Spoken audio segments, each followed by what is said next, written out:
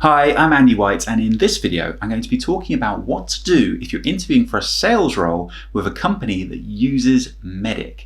Now MEDDIC, or MEDDPICC as it's often referred to, is a methodology commonly used by enterprise sales organizations to help improve the efficiency and predictability of their sales teams.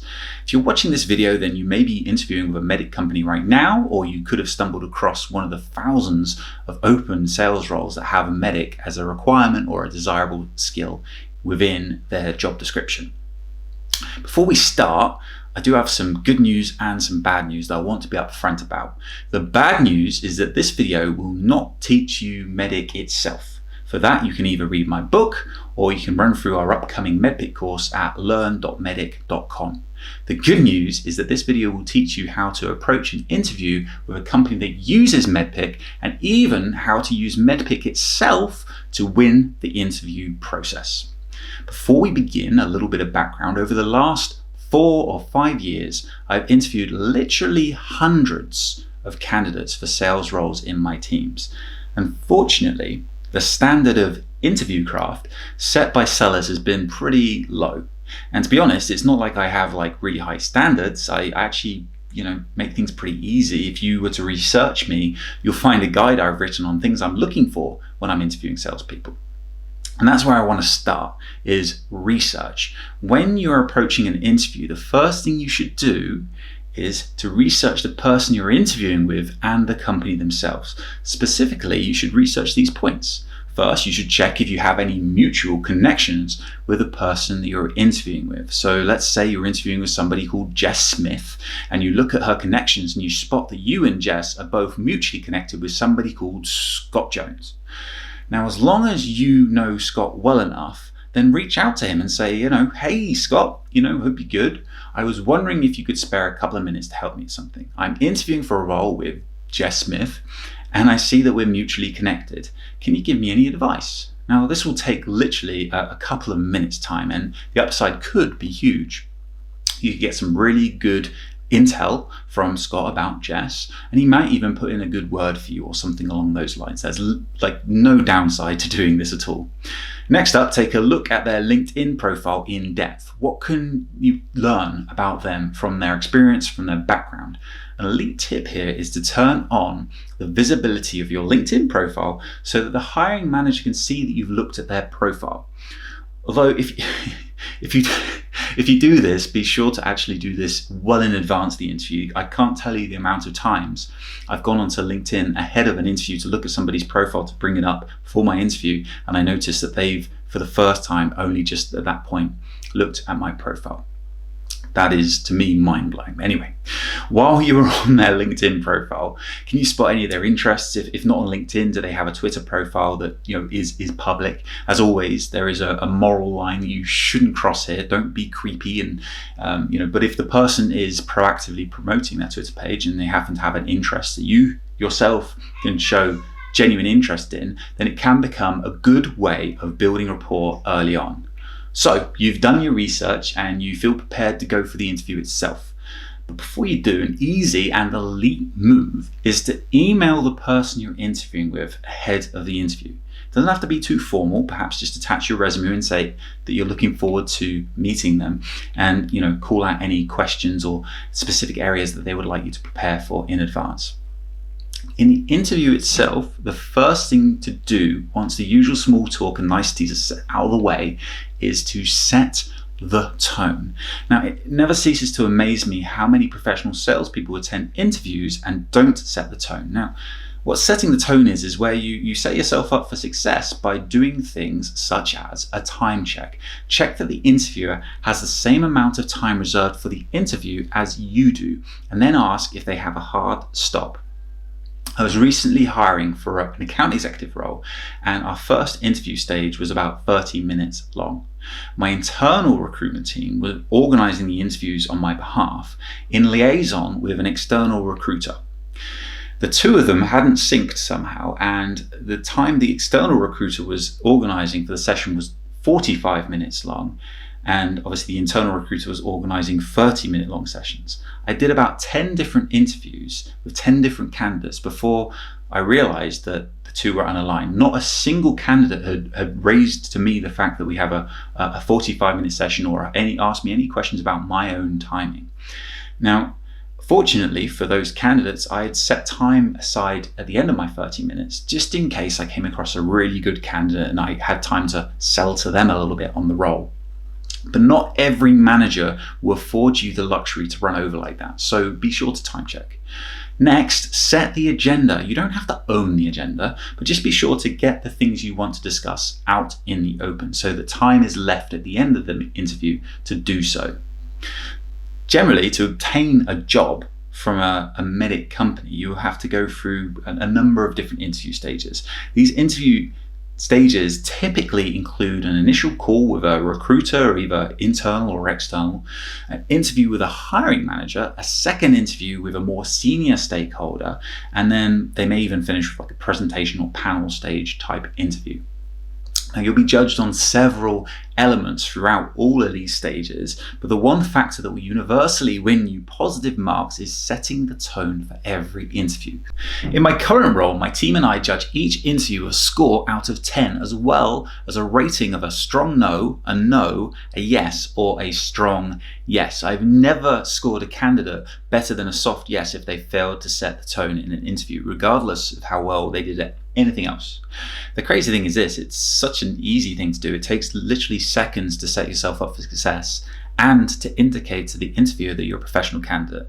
It really is easy. It's as simple as just sort of saying, hey, so thank you for taking the time to talk to me today.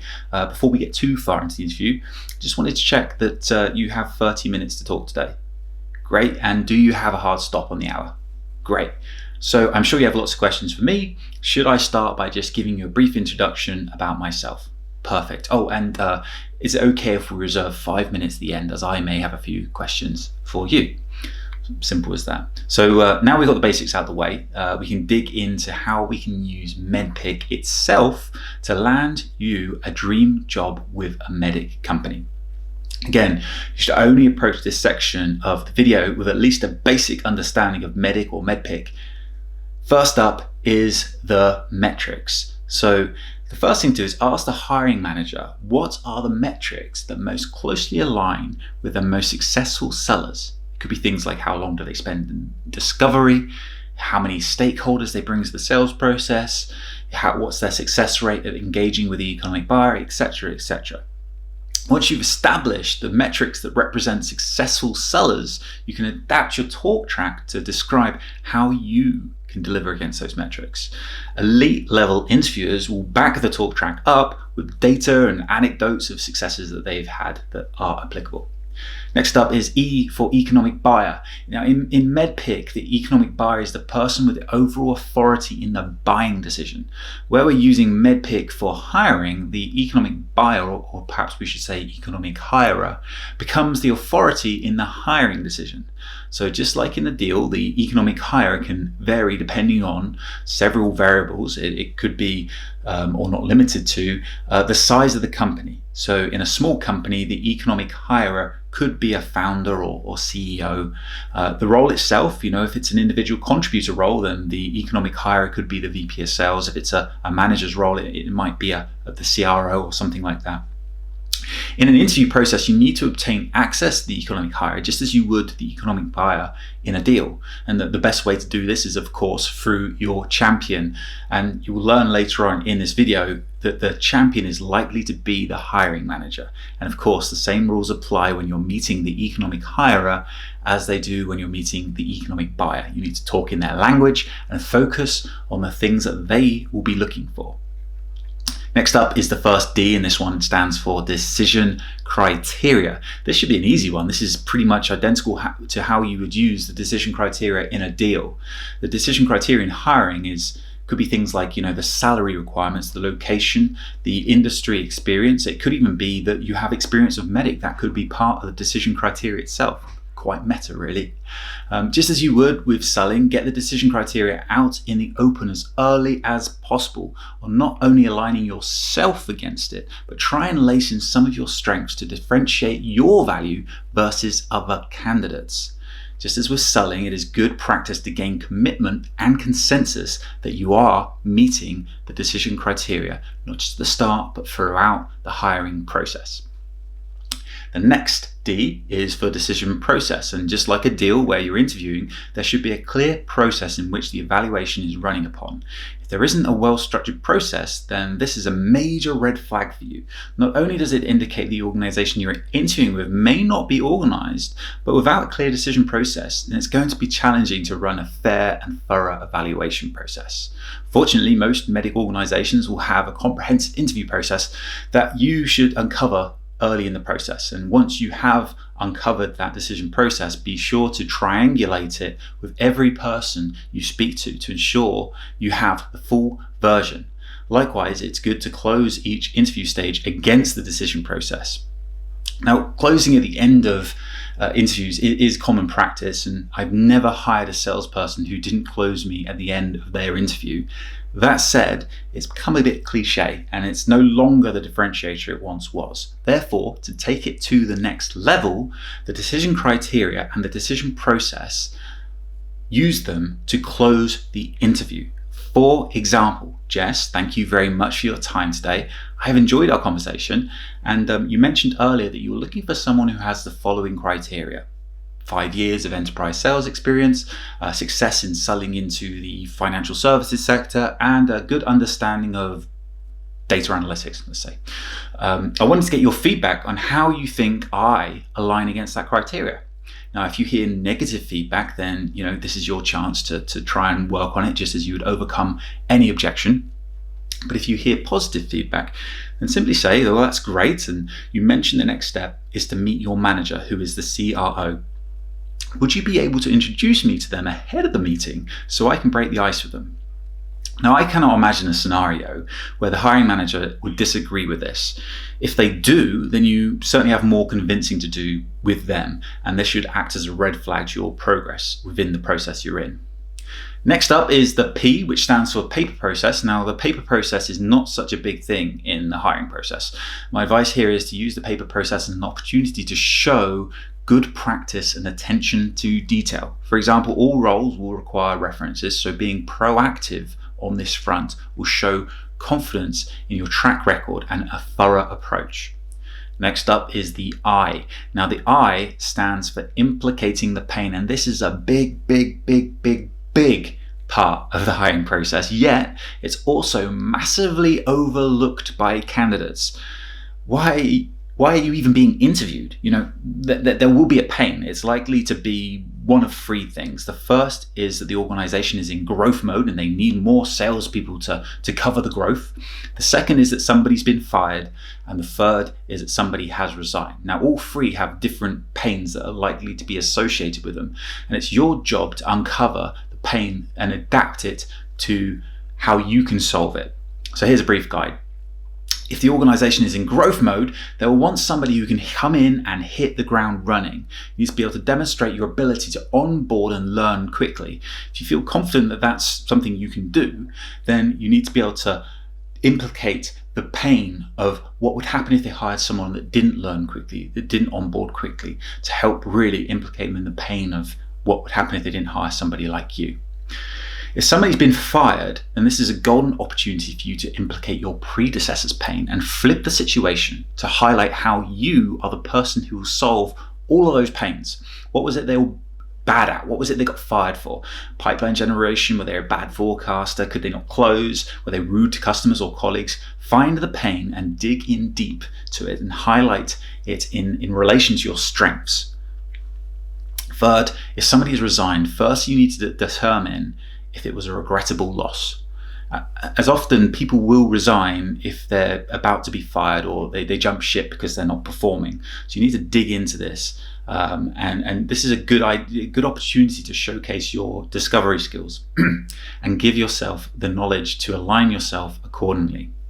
If the resignation is regretted, it will be essential for you to showcase your loyalty and give the impression that you won't become a regrettable loss as well.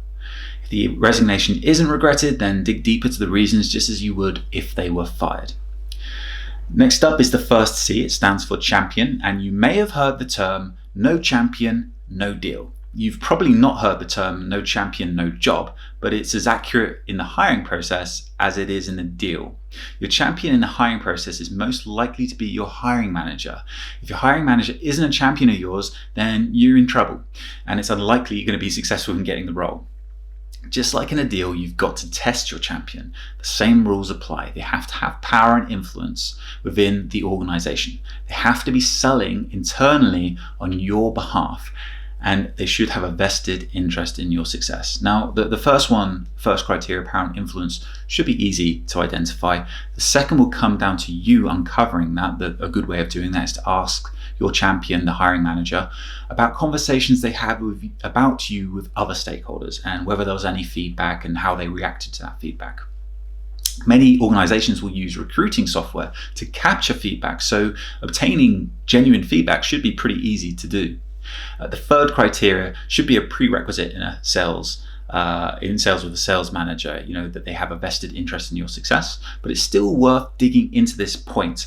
What are their goals? What is it they want to do? What are they trying to overachieve against the targets? Do they want to be promoted? Do they want to expand? And think about how you can help them towards their goals. The second C is for competition. Now remember, the competition is anything that will rival your success, whether it be another person, internal or external, or another initiative that could take the same resource. Let me elaborate. Imagine you are a London-based seller interviewing for a UK account executive role at a Series C startup. The hiring manager is responsible for the EMEA region and currently has one open headcount to fill. In this scenario, most candidates would think their competition is other account executives in the process. However, in this case, the EMEA manager is considering three options. The first, to hire an account executive for the UK market. That's the role you're going for. The second option is to promote internally an SDR to that role. And the third is to actually hire an account executive, but for a different region inside of EMEA, maybe the Nordics or France or Spain, something like that. If you approach your competition with only the first option in mind, you'll be opening yourself up to risks where the headcount could shift to another region or to the SDR themselves. To prevent losing to the competition, be sure to dig in deep with thorough discovery, not just for the role, but for the hiring manager's strategy too. Once you know who your competition is, be sure to understand where they are in the process. If you've entered the process late, then you will want to make sure there isn't anyone too far ahead of you, as the role may be closed before you get the chance to run through the process. So there you have it, some super high level tips for approaching a sales interview and how you can use MEDDPICC itself to help yourself ace the interview. Remember, at its heart, MEDDPICC is a methodology that helps you to qualify opportunities. As much as you should use it to help you succeed in your interview process, don't lose sight of another significant benefit, which is to help you qualify if the role itself is right for you. I know this is easier said than done, but over the course of a year or two, making a bad decision on a sales role will cost you far more than what waiting a couple of months to find the perfect role for you will cost you. Good luck out there, and if you found this video helpful, then please drop me a like and subscribe for more of our content. See ya!